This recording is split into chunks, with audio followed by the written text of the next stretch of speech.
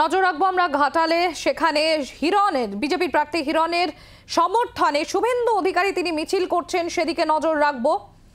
আপনারা দেখতে পাচ্ছেন সেই ছবি ঘাটালে।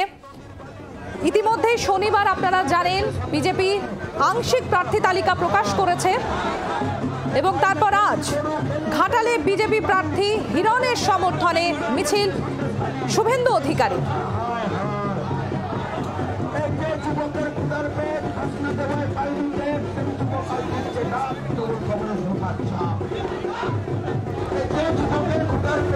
আপনারা দেখতে পাচ্ছেন মিছিলের পুরোভাগে রয়েছেন বিজেপি ঘাটালের বিজেপি প্রার্থী হিরণ, তার পাশে রয়েছেন শুভেন্দু অধিকারী সহ বিজেপি নেতৃত্ব।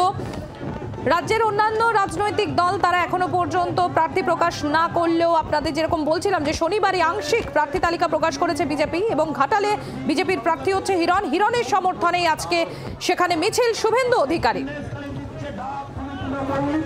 চম্পক দত্ত আমাদের প্রতিনিধি রয়েছেন আমাদের সঙ্গে। চম্পক, দেখো ইতিমধ্যেই যেটা 42টা আসনের মধ্যে 20টা আসন প্রার্থী ঘোষণা করেছে বিজেপি। সেক্ষেত্রে সেখানে ঘাটালের এবারে প্রার্থী হচ্ছেন বিজেপির তরফ থেকে অভিনেতা হিরণ চট্টোপাধ্যায়। সেই হিরণ চট্টোপাধ্যায় ইতিমধ্যে তার আগে আমরা দেখেছি ঘাটালের বিভিন্ন এলাকায় দেওয়াল লিখন করতে। আজকে থেকে শুরু হয়ে গেল সেই তার নির্বাচনকে প্রচার বলা যেতে পারে বিজেপির বিজয় সংকল্প যাত্রা।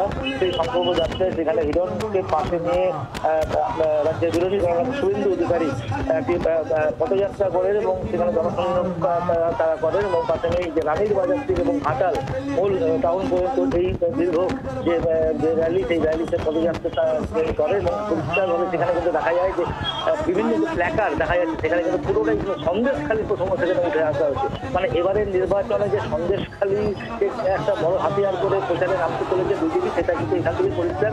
এবং শুভেন্দু অধিকারী এই মুহূর্তে বিভাগকে সঙ্গে নিয়ে এই ঘাটাল এলাকায় কিন্তু পদযাত্রা করছেন এবং জনসংযোগ থাকছেন এবং এক প্রকার বলা যেতে পারে এক ধাক্কায় প্রথম থেকে কিন্তু ছাপিয়ে পড়েছেন এই ঘাটাল লোকসভা আসনে হিরণ চট্টোপাধ্যায় যাতে যেতে সেই জন্য কিন্তু কোমর বেঁধে পড়েছেন এবং সেক্ষেত্রে বিরোধী দলনেতাকেও দেখা গেল এই পদযাত্রায় পা মিলাতে।